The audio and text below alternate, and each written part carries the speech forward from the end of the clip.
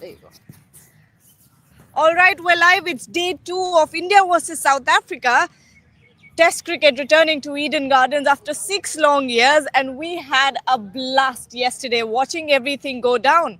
Lot to talk about, especially the unevenness of the wicket from the High Court end. That is something that even Mohammad Sirat spoke about after stumps after the in the post-match presentation, and he said that even the Indian batters will have to have a lot of discipline to score some runs out there today. Washington Sundar still out there, KL Rahul still out there. Shomik Ashok joining me. Shomik, starting with you. Today will be all about Washington Sundar. Will he be able to justify his place at number 3 is the question that we're asking. What are your thoughts? Do you think this is going to be a very, very important day for Washington? Gargi, before coming to Washington Sundar, let me give you a bit of a backstory. Ashwell Prince came at the post-day press conference, South Africa's batting coach, and I think at least 15, 20 times he mentioned that unevenness of the pitch, the uneven bounce. And what happens at this pitch, you are never set. You are never set. Correct. Anytime you can get a delivery that has your name on it. So from that point of view, so from the Aiden Markram, so those deliveries, Aiden Markram, until he was done in by Jasprit Bumrah, it was a snorter. So from that point of view, until then, he looked brilliant. He looked very compact, but that delivery, that was an unplayable one. When a delivery is rearing off a length in the corridor, you can't help. You have, you are a sitting duck. So from that point of view, but I was very impressed with both KL Rahul and Washi last evening. The way they didn't go, they didn't sort of try the approach of that blaze of glory. They played they played the deliveries on merit. They were ready to bide their time. And Washi, look, there was one delivery, a similar one that dismissed Justice Jaiswal. The delivery to Jaiswal was too close to cut. Yes. Washi just let it go to the wicketkeeper. He has the temperament of a top order batsman because he is a top order batsman. He bats at number 3 for Tamil Nadu. And personally, I believe, I'm not comparing anything, but if you look at a batsman, you look at how compact he is against both pace and spin. Temperament-wise, everyone is, when you are playing for India, everyone is expected to have that kind of a temperament, the required temperament. But Washi, as far as I'm concerned, is a better batsman than Sai Sudarshan. But where does that leave you, Ashok? If your number 3 batter is being replaced by Washington Sundar, who I'm not questioning his ability, but the fact that an all-rounder is taking the place of a pure batter, what does that say?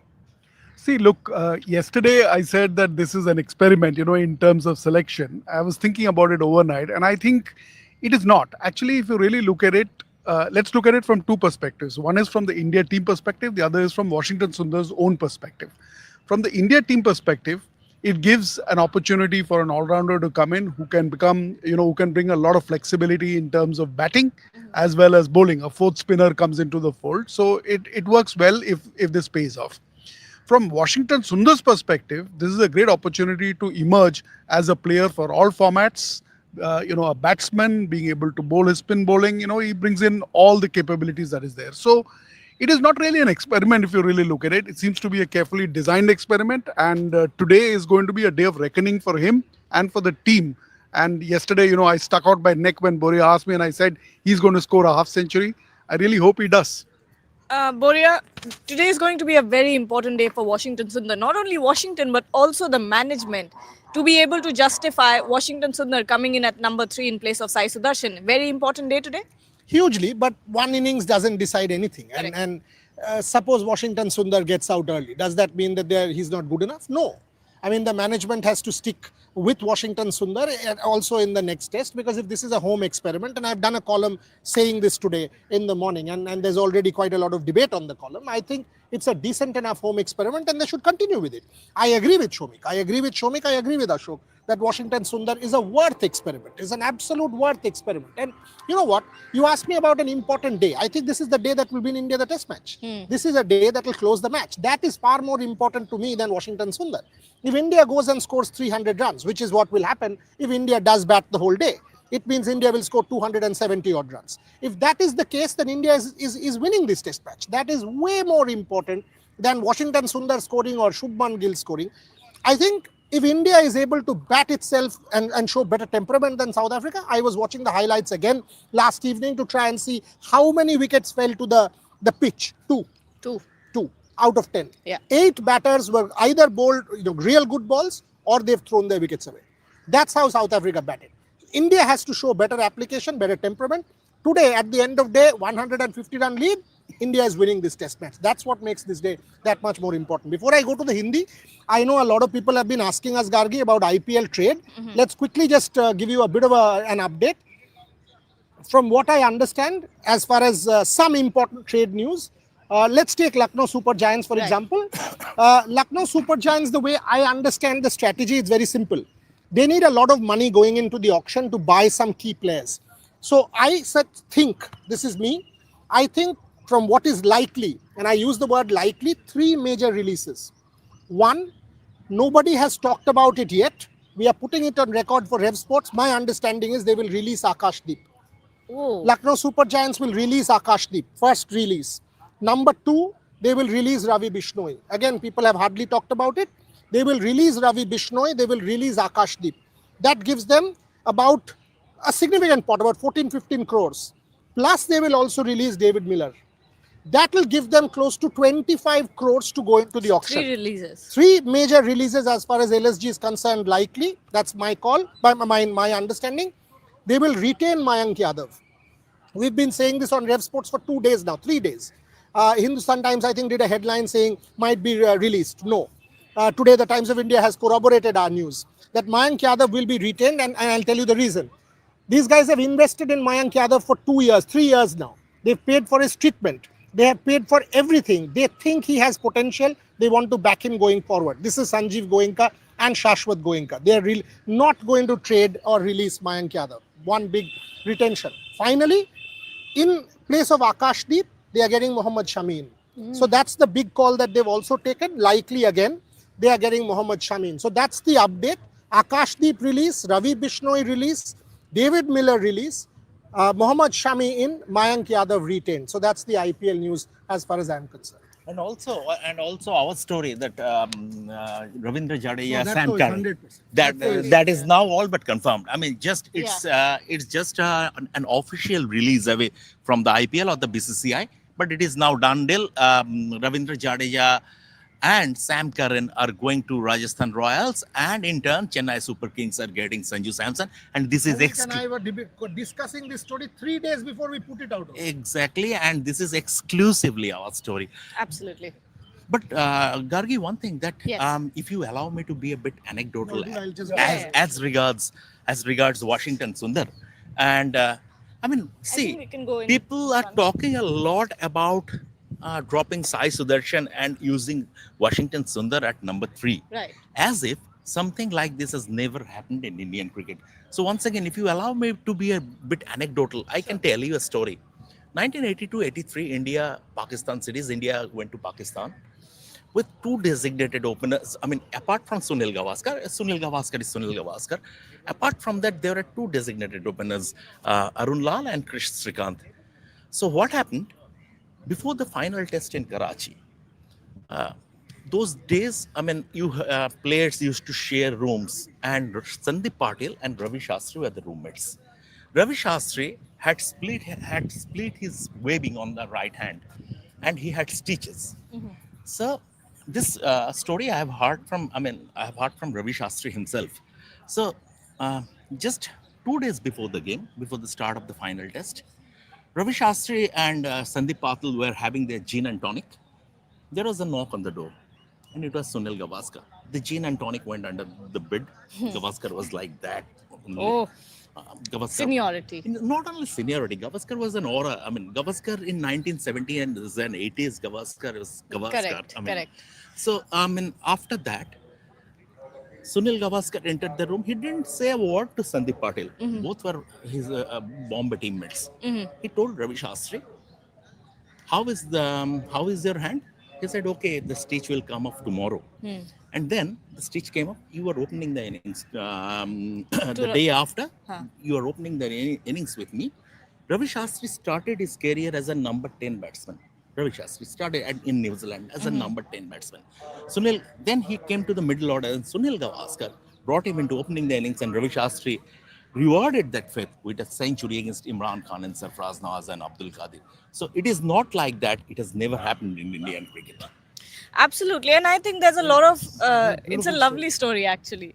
But when you think about all of this, all the debate, discussion, discourse that is happening on social media, or rather in the fraternity as well about this particular team selection, there's a lot of perception that shifts after the game ends. There's always that hindsight bias. If India go on to win this game, people will say that it was a masterstroke by Gautam Gambhir. They will say that this is, they took a horses for courses approach. It was a bold call and it worked. But if it fails, then Gautam Gambhir is the worst coach in existence of cricket history. So that's how it works. Public memory is a little bit biased. But Ashok, I really... Can I just respond to that? See, the whole definition of an experiment is not that it will succeed, right? An experiment by definition means that... Trial and error. It's a trial and error. So there could be an equal chance that it may fail. But we rely on the team management to have considered all the factors and then design the experiment so that it is likely to succeed. But the point that I'm making is that even if it fails, there are learnings from it, right? Absolutely. The problem is that the tendency is to jump to conclusions and pass judgment saying that they don't know what they're doing, or that if this was a rash move, this was, like you said, the power of hindsight also works in reverse. Yes. So I think there will be great learnings, if you ask me, from this experiment. I for one, am very glad that they are proactively taking such calls, because it's important to keep doing this, especially in the medium term as you build up to the future tournaments. If it was in the T20 format, I would have said for the World Cup and then onwards to the Olympics, etc. But there are learnings that we will garner, and that's very important. That's a lovely point that Ashok brings up here, because if we really talk about it, this experiment,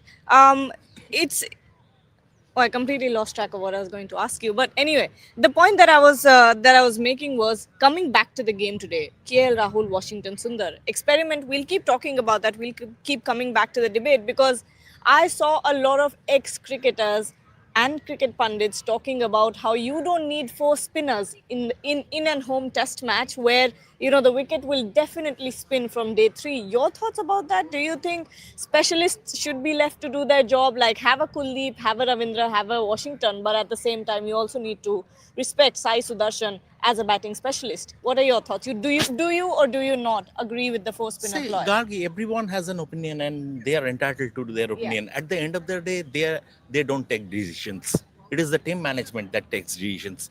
So once the team management decided that we will go with an extra all-rounder, we shouldn't look at these 4 spinners in isolation.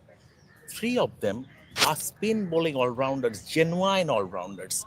If you look at Washington Sundar, he's a very, very competent batsman. Ravindra Jadeja, we all know, he's one of the all-time greats. And Akshar Patel, he's a very, very... In fact, 2 years ago, when India won the test series against Australia at home, in 2 tests, Akshar Patel was the key. His innings were the key. So from that point of view, we shouldn't look at it. It was not like that. During the 1960s, 70s, during the time of the famous spin quartet, Bedi, Chandrasekhar, Prasanna and Venkat Raghavan, they were not batters. They were specialists in their craft. But these spinners, absolutely, they are not at that level, but they are very, very capable batters. I mean, they have the ability to face the new ball like Washington Sundar. So from that point of view, I think, once again, everyone has an opinion and they are entitled to their opinion. But it is the team management's call. Once let the test meander along, we see how it... And even if Washington Sundar fails, as Boria said, it's an experiment. It's an experiment, and it's...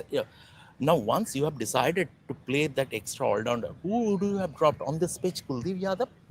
It would have been insanity to drop Kuldeep Yadav Absolutely. on this I pitch. think we would have gone mad. Exactly. Washington Sundar, the balance he brings to the side, can't drop him. Yeah. Do you drop Ravindra Jadeja as one of the all-time greats and the champion? So then, how do you accommodate him? And what Sai Sudarshan is dropped for this stage doesn't mean he has been left out. He's Exactly. very much in the scheme of the things. He will get his chances. He's still just a 24-year-old kid. He has just started. And Gautam Gambhir made a very, very apt point back in Delhi when the India versus Test series ended. And he said that when I'm making a team 11, when I'm deciding on a playing 11, I never think about it from the perspective of, oh, this player is being dropped. Rather, I think about these 11 players are being picked. That's a very positive way to look at selections, because he said that I am a very emotional person. Now, I know from the outside it doesn't look like it, but he says that. He says when I'm leaving someone out of the 11, I do feel very emotional about it, which is why I go ahead and talk to those players and have a conversation with them. We know that back in England as well, and Kuldeep Yadav spoke about it in Dubai, where he said that I was very clearly communicated back in England, which is why I did not feel bad for even once. But Ashok, the point that you brought up, where you said that this is an experiment and a welcome experiment from the Indian management, one that you love to see. At the same time, I think it also makes the point very clear that this management is team first and team first only. No stars, no star culture, no nothing of that sort. It is India first. Whatever it takes, they will pick that 11. Oh, absolutely. I think we've been now commenting about it for at least two series before this. The India-England series, the Asia Cup. But they keep cementing that point. It's not, they're Yeah. not bluffing about At least it. they're consistent, right? I mean, Exactly. I think we have to give it to them for being consistent in terms of walking the talk. We've seen it. I remember that press conference, that he did in Dubai at the Asia Cup, where he talked about the same principle of keeping the team first. I think, see, that's the rule of this entire thing, which is that they will take into account the conditions, they will take into account the opposition, and they will say, as a team, is this the best team that is qualified to make the best of these conditions and win it for us? In the process, there will always be certain shortcomings, there'll be certain issues from an individual player perspective. You've got to be empathetic about it, but ultimately the decision is going to be based on the team. So nothing wrong with that. Full marks to them for maintaining consistency in the way they're thinking about it. Okay, freaking. Gargi, Yeah. I think, we should look at everything in a balanced way. Correct. Two things. Something I don't agree with Gautam Gambhir. A few days ago in Australia, he gave an interview with the BCCI TV. He said, "No, we are not falling for individual brilliance. It is about team and the team and the team." I don't agree with that. Absolutely not, because even in a team sport, individual brilliance is something. Then That helps you win matches. no, and then we shouldn't celebrate Don Bradman's 99.94. If we are to ignore individual brilliance, at the end of the day, we should. At 1986 Football World Cup, Argentina collectively won the World Cup, but we shouldn't celebrate the genius of Diego Maradona. I'm not. I don't buy that. But one thing, I totally. See, cricket has been evolving very fast over the last few years, over the last 4 or 5 years. This sport has evolved very fast, and as much as we deride T20 cricket, it has given us something positive. Number one, you see that accelerated scoring rate in Test cricket. It is down to T20, and now that Indian team's template taking a cue from T20, that we will pack even our Test side with multi-skilled cricketers. Other teams are following that also. You look at England, Yeah. multi-skilled cricketers, batsman and bowler up to number 9, number 10. Yes. South Africa. Batting number 11. South Africa, batting number 11. They Yeah. are doing that. So this is something, this sport, nothing is stagnant, nothing is static. Cricket is evolving very fast, and Correct. we will see such changes, more of such changes going ahead. It's funny, Shomik, that you said that the accelerated pace of Test cricket batting is due to T20, and I just happened to stumble upon a comment that is asking, why is KL Rahul playing slowly? See, I'm going to rely back on what Shamik said, the balance. I mean, see, while it is accelerated, you have to take into account conditions. And we've been talking about the pitch yesterday. The ball, Boria just mentioned that the ball kept at least 2 wickets. We could kind of blame the pitch for it, for the ball having kept low. But I think at least I thought Marco Janssen really troubled the batsman yesterday, getting that lift The of bounce, a yeah. back of a length, Just jagging and it. I think that really that requires them to really apply themselves, maintain discipline, and it will be an effort to get to that 300 number that we spoke about last evening. Also, it's not going to come easy. It's going to require application. It's going to require at least one or two of them to stay on and build a big innings, and partnerships obviously are critical. So I think it's going to take that effort. And what KL Rahul, to answer your question, is doing is to really put his head down and build it under difficult conditions. Shomik is going to take, like Ashok also said, and we have been speaking about it. Mohammad Siraj, out of all people, came out and spoke about the fact that this pitch is a little bit demonic, slightly from that end, but it will take a lot of discipline and application to build a good innings. Now it's on to Washington Sundar and KL Rahul to sort of at least try to go the first session without any wickets and build a solid partnership. Then they can start and accelerate and target that 300 run mark. See, this pitch will seriously test your technique. Absolute, 100%. India are very, very lucky that Kagiso Rabada is not playing in this test match. Kagiso Rabada would have been quite a handful. nightmare. I mean, he is a world-class bowler in his own right, and he would have been quite a handful. So from that point of view, India are lucky that Kagiso Rabada is not playing. But that said, I mean, one advantage India will have, if you look at the South African bowling lineup, the spinners they have, they are finger spinners. Yes. And if you look back at day one, the finger spinners from India, Ravindra Jadeja Did not and Akshar Patel, didn't get much of a purchase correct. from the surface. Yes. It was the wrist spinner. It was Kuldeep. South Africa don't have a wrist spinner, and Kuldeep is all about deceiving the batsman from the deck. So Kuldeep did that. But Boria, as Boria said very, very rightly, this test match would be won or lost today. If India, and this, I think, traditionally, day two is the best batting day at Eden Gardens. If India can capitalize on that, then this would be India's test to lose. But if India suffer a collapse, you have to keep in mind that India will have to bat fourth on this pitch. Okay. One random question is, why is only Shomik wearing his badge? Because mine is in my bag and Ashok is not accredited. That's why. He's going to get a ticket and go inside and we'll all watch together. But okay. There are some questions here that I want to take. Freaking Awesome is asking a valid question from a perspective of a cricket fan. And I think a lot of people will ask this question. If you don't give opportunities to proper batters now, how will they perform well in overseas? If many spin all-rounders take batters' positions for their batting ability, who will play in overseas? Before you add to that, again, I made this point last night in the post stumps live as well. And I want to say that this is not a team that you're going to take to England. This is not a team you will take to Australia. This is not a combination made for that. This combination is for home tests, and particularly for a surface like the Eden Gardens. There is Ashok. a bigger picture. Once Ashok finishes, no, Yeah. you please go ahead. Please go ahead. Yeah, I think, look, we've spoken about the specifics of Sai Sudarshan versus Washington Sundar in the context of this discussion. But you're absolutely right. I think there are a lot of things that have changed. And I think we have got to take that into cognizance. To stick on to what used to be the norm, let's say 5 years ago, is not true anymore.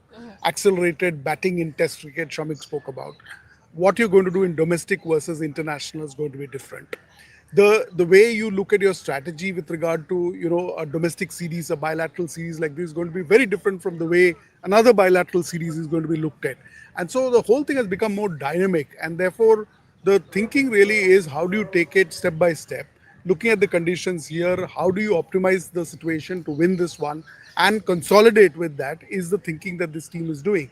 And therefore there is no to stretch that logic and say, how is this team then going to be the one that's going to be taken abroad, is a bit of a long stretch really in terms of thinking, and that's not the way the team is thinking. One match at a time. One match at a time, one series at a time. but also consolidate. It's not that you do it and then you forget about it. That's why I said the stress of the experiment is that you learn from it as you go along and consolidate the learnings. And I think that is what this management is doing. And I would say full marks to them for for that logic that they are doing. I also think that given the amount of talent, the abundance of talent that has come out, in India, thanks to the IPL, thanks to probably all the infrastructure and systems working, this is also then how you harness that advantage of a lot of talent, right? How do you Right. then get it all together? And these things will happen when you've got to harness that talent. Otherwise, you pick a team, pick your top 11, and keep playing that for the next 18 months. Don't look Yeah. here or there, right? Yeah. But it doesn't work that way. Shamik, yes, your larger picture. Sorry. I mean, see, when such questions come about why are you playing a spin bowling all rounder at the expense of a specialist batsman, I mean, bigger picture is lost. Also, the perspective is lost. The problem is that if you go from international match to international match, you will lose perspective Correct. because you don't know the background, you don't know the backstory. I am one reporter who covers every Ranji Trophy match in my city from ball one, and I have seen this cricketer grow up in front of my eyes. I mean, at the maidans, at domestic cricket level. When you are saying that Washington Sundar is a spin bowling all rounder, this is, I mean, Incorrect. nothing could be far away from truth. Yes. He is a batsman. He is a genuine batsman for Tamil Nadu. In Tamil Nadu cricket, he has been seen as a pure batsman who can bowl off spin. Over the last 1 year, during his stint with the Indian team, he has developed the tricks of trade in terms of off spin. He's still not turner of the ball. He still doesn't turn the ball. He relies on the drift. But something those things, though I mean those qualities will come gradually. He's still a youngster. But when you are saying Washington Sundar is a spin bowling all rounder, he is not. He is a pure batsman. He is a top order batsman who is now a capable off spin bowler as well. Ashok, there's a question here. Besan ka halwa is asking this question. Besan ka halwa. That's their username. My But the entire team can be shuffled, but why not Gill? Can't he bat at number 3 in tests? Why Gautam Gambhir? Besan ka halwa. I'm still reeling with that. No, look, I think my mind goes back to what we discussed in the Asia Cup, and there was a lot of discussion. Of course, it was a T20 format and, things were different. But see, at the end of the day, he's a captain, right? I mean, he's part of the management. He's thinking about it, and he's proven, in terms of both his batting. Sorry. No, I was just Yeah. saying 700 plus runs in England. What more do you need from Shubman Exactly. Gill? So Why that's do what you I'm need saying. him That to he's go and proven his lead? batting. He's proven his captaincy, and therefore, from that point of view alone, this question makes it redundant, really, in terms of that thinking. Second, the balance that Shamik spoke about is also about balancing the short term with the medium to long term. How do you consolidate and build a team? Now, if you keep chopping and changing everybody, then there is no balance. There's no way you're going to build a team. You've got to really build it in terms of anchoring certain pillars and then building your strengths and your flexibility all around it. And that's the way they are going about it. So we are not at any point of time saying that we chop and change to build flexibility all across. We never said that. Okay, And Santosh. one more thing, Gargi, that is once Virat Kohli retired, that number 4 position fell That was vacant. empty. So the team took a decision that someone had to fill that shoes. It is not easy. No. Virat Kohli, stepping into Virat Kohli's shoes. So the team collectively took the decision that going ahead, Shubman Gill would be our number 4. So he is number 4. His position will not be tinkered with. You don't tinker the position of the team's best batsman, and that is the reason his position is not being tinkered with. It is not because of the fact that he is the captain, but India needs someone who can sort of replace Virat Kohli, and Shubman Gill is the man as far as the team management is concerned. And Shubman Gill, by dint of his performances in Test cricket so far, after assuming the role of India captain, the way he has batted, it would be foolish to even think about he should change his batting position. Absolutely not. And going back to that first press conference of his back in Leeds, back at the Headingley, And he said that I went up to Gautam Gambhir and I said, I want to bat at number 4. I want to do it and I want to score the most runs in this series. I want to be the best batter in the series. He thoroughly proved that in England. I think, putting all of this in perspective with a quote from Gautam Gambhir where he said that Shubman Gill's biggest test was England. And he passed. He passed that test with flying colors. Yes, there's a lot left to be desired when it comes to his captaincy, but captains are not made overnight. But when it comes to batting, Shubman Gill has proved that he deserves to be at that number 4 position. He's led with the bat. He's commanded a lot of respect in the dressing room as well with the way that he's gone out and scored those runs. So this is something that you don't see often, and I think there should be no question of Shubman Gill having to give up his number 4 position and go to somewhere else and bat. That's not, like you said, a position you tinker with. Okay, Santosh S is asking here. Ashok, you can take this one. How crucial will Rishabh Pant be on this pitch? Will he be the difference between the two teams batting? That's a very good question. Excellent question. Look, it depends. I mean, the answer really is that it depends. I'm at this point of time betting on the top order right now. I really, like I said, Washington Sundar.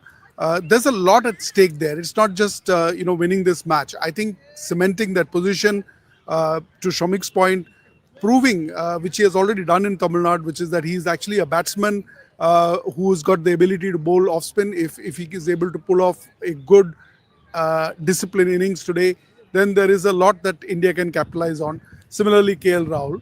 But if there is a little bit of a collapse, then definitely they're going to look at Rishabh Pant as the anchor to turn this around, and it's going to be a big one. For Pant himself, coming back after a break, I think it's going to be very crucial for him as well. But I do hope that it doesn't get to that kind of a situation. Let's see. We'll have to wait and watch. But another question here, Shomik, you can take this one. Flying Dagger is asking. The creativity with these usernames is mind-blowing. First, we have a besan ka halwa. Why are people turning so violent? Flying Dagger. It's all video games and all of that. Oh, I don't know if it's a video game. I'm just saying that it I have sounds... absolutely no idea. Okay. Flying Dagger is saying 40 plus runs by individuals is big on this pitch. I won't be surprised if India is all out under 120 with a lead of 15 to 30 runs. Could be. I mean, as we have already said that on this pitch anytime there could be a delivery with the batsman's name on it. 100%. At the same time, day 2 should be the best batting day at Eden Gardens. And Rishabh Pant, and yesterday Ashwal Prince also spoke about that. 2 hours of Rishabh Pant, and he can take the game away from the opposition. 100%. But we have to say, Rishabh Pant, one thing is about Rishabh Pant is he's so natural. He's a very natural cricketer. Even without game time, he played those 2 multi-day fixtures against South Africa. But even without game time, he can come up with an impact cameo, stuff like that. He's a very, very natural cricketer. But once again, if you look at this batting lineup, Ravindra Jadeja, Akshar Patel, everyone down the line, they are very, very good batsmen. Bat till number 8. India should be very confident about slamming the door shut on South Africa today. And you've got proper batting till number 8. Then you have a Kuldeep Yadav who's no muck with the bat. He scored a half centuries. He's in Ranji Trophy as well. He does make an impact with the bat. So essentially, you bat till number 9. Once again, one very, very interesting thing about Kuldeep. As a tail-ender, if you look at the tail-enders, their natural tendency is to go back. Yeah, he goes to the front. He is one player who goes on the front foot. And once you are going into the front foot, you are covering spin, you are covering swing, and you are minimizing the chances of getting out LBW. Absolutely. So from that point of view, he applies himself as a batsman. But I think India shouldn't look at Kuldeep in terms of his batting. So many good batsmen are there, and they should get the job done. 100%. There's a question here by... where did it go? Oh, I lost it. 1 second. This is done. Okay. Mohammad Hamza is asking, in an ideal scenario, what would have been an ideal score at this pitch yesterday? I think anything above 270 would have been ideal. Yeah, I said 260, 270. Somebody was saying 300, but I think 260, 270 would have tested the opposition under the conditions. And I think we should stick to that. I think amidst all these discussion, one thing I was just listening to our conversation, and I felt that we should also talk about from a South Africa perspective. What do you think their approach should be? What should they be looking at in terms of being able to kind of level this match? Obviously, it revolves around how much do they restrict India to in terms of batting, Correct. and how quickly are they able to get this out. But given that, Shamik, you mentioned no risk spinners, people who can read and deceive the batsman in the air, etc., etc. So, how do you think that they should play this out? In terms of an approach. Shamik, you want to go first, and I'll Yeah. come back You with know, my Ashok, I think South Africa yesterday missed a trick, especially Marco Jansen, by not coming around the wicket. He was given the right end from the clubhouse end, but as because he bowled from over the wicket, he couldn't hit that area outside right Correct. hander's off stump. So I expected him to come around the wicket to target that area. He didn't do that, but obviously, they must have sat with their video analysts, the coaches, and all that after the day's play yesterday, and I expect a course correction today. Yeah, absolutely. I think they will do a little bit of a reset and rethinking, and they will come back Yeah. with some homework in terms of how to go about this. That is for sure. I think they will be looking to restrict India under 250 for sure. Absolutely, but I think at this point India has an upper hand as long as KL Rahul and Washington Sundar are able to bat long. Take this session without a wicket, and I think India will be firmly in the driver's seat. But looking at the South Africa perspective, I still think the first hour and a half will be crucial for the Pacers to come in and take the wickets. Day two at Eden Gardens is thoroughly going to be a batting deck. I don't think Keshav Maharaj and the other spinners are going to get much purchase of this spin at this point in time. Today, not at all, which is why I think the first 1.5 hours has to be, capitalized on by the Pacers. Ian Mulder has to get his rhythm. Yes. Yesterday, he sort of looked a bit out of Wayward. rhythm, and there was not. In terms of discipline, also he bowled far too many no balls. I think he will get back his rhythm today. See, as of now, after bundling out your opponents who chose to bat first for 159, obviously you are absolutely right. India have the upper hand. But once again, if you look at how things are stuck at this moment, as you are very right in saying that the first 2 hours, the first session is going to be very, very important. Very crucial. If India can um, seize the situation, if India can go to lunch by losing just one wicket, then this is India. This is 250, India's game to lose. 250, and India are winning this test match. 100%. Flying Dagger is once again saying Siraj started when ball became soft, bounce is low, and he stuck to stump attack line. Well, that is what he needed to do from the very start. I think when he started from that high court end, his line and length was all wrong. He was, bowling down the leg. When he was bowling on the offside, it was too full, and And he Aiden gave away a lot of runs gave also. away back-to-back boundaries by Aiden Makram. Aiden Makram hit a lot. Ryan Rickelton hit a lot. I think he was giving them the balls, and the ball was coming onto the bat as well very nicely from that end.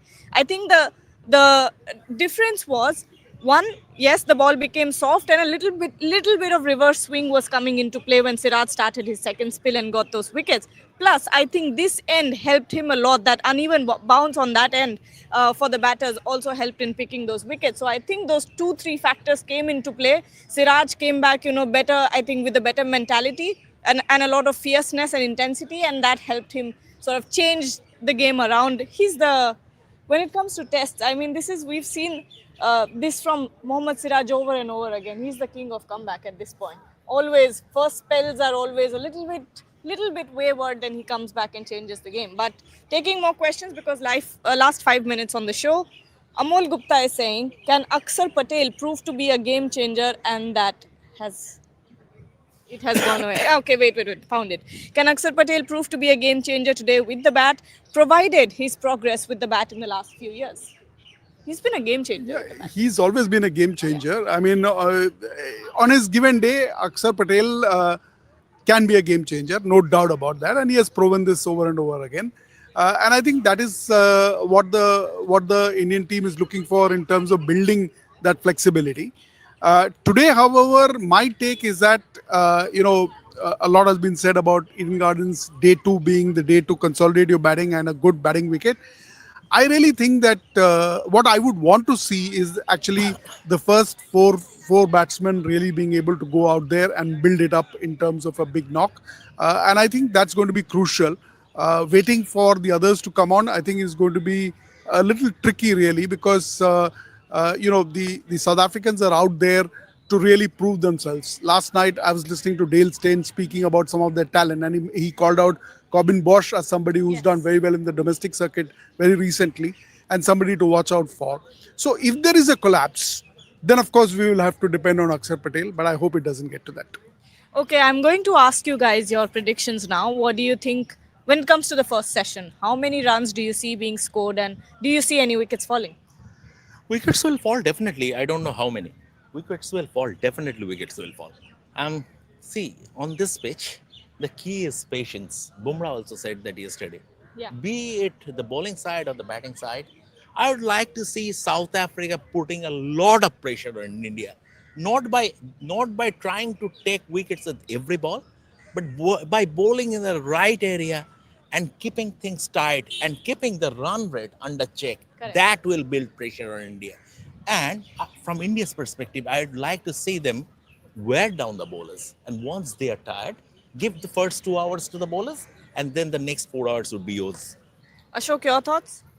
Completely agree. I think I think there is a chance that a couple of wickets will be lost in the first session. To answer your question directly, but I think it's going to be about who's going to be able to kind of wear the other down and build it over a period of time. So I think the second session really is going to be the make or break, if I could put it that way. All right, so we'll close. Final comments? You? Epilogue.